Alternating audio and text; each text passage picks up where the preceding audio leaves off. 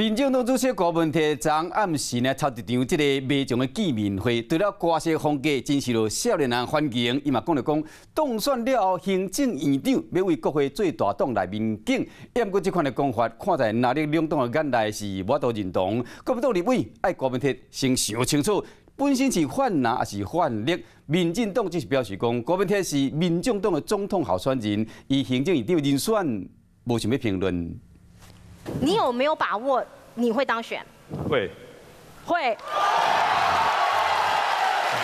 面对家己的选情，真有信心。郭文摕头一场迷众的见面会，人是坐家叉，伊嘛头一遍公开家己选内阁标准。行政院长应该由国会最大党来推荐的，不排除跟蓝绿两党都有合作的可能，是这样讲法？对，包括绿党哦，包括民进党。对，这个是确保政局稳定的。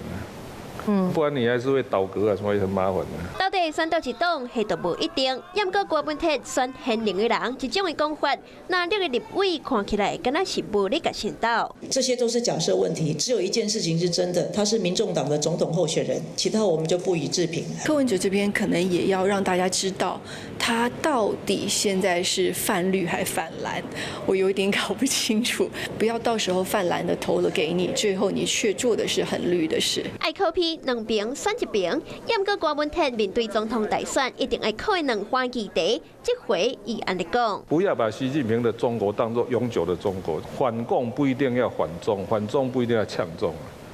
人家说战略上是朋友要多，敌人要少嘛。所以你总会把整个中国都当作敌人，不要把整个中国人民当敌人。